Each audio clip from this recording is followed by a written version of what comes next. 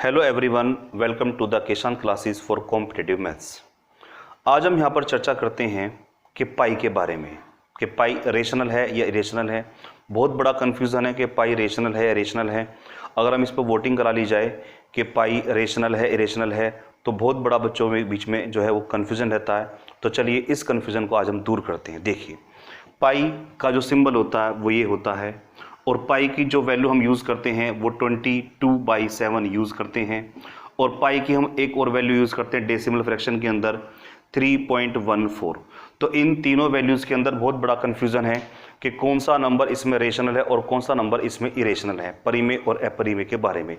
तो आपको हम बता देते हैं, जो पाई है वो पाई एक अपरिमेय संख्या है, यानी कि इरेशनल नंबर है, जबकि 22/7 एक परिमेय संख्या है यानी कि रेशनल नंबर है, और 3.14 भी परिमेय संख्या यानी कि रेशनल नंबर है।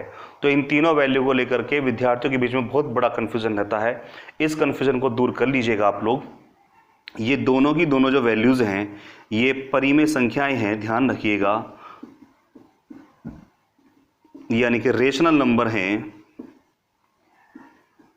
जबकि पाई एक अपरिमेय संख्या है। अब आप सोचेंगे सर ये ऐसा कैसे होता है। चलिए मैं इसके बारे में थोड़ा एक्सप्लेन करता हूँ, थोड़ा सा टाइम लगेगा।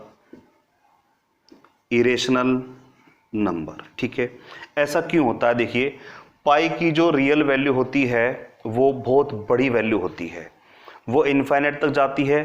पाई की वैल्यू नॉन रीडेबल वैल्यू है। जैसे एग्जांपल मैं आपको बता देता हूँ पाई की वैल्यू किस तरह से होती है। पाई की जो रियल वैल्यू होती है वो 3.14 कुछ चलता रहेगा इनफाइनाइट तक। इसका कहीं पर भी एंड नहीं होगा और कोई भी एक पैटर्न यहाँ पर रिपीट नहीं होगा। यानी कि ये जो हमारी फ्रैक्शन होगी ये कहलाएगी हमारी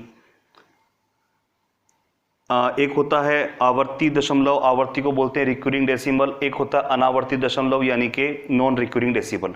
तो ये हमारा नॉन रिक्यूरिंग डेसिमल के अंतर्गत आता है, नॉन रिक्यूरिंग डेसिमल के अंतर्गत आता है।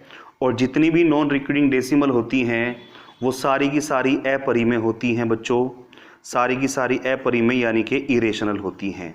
तो इसलिए पाई की जो रियल वैल्यू है वो हमेशा क्या होती है?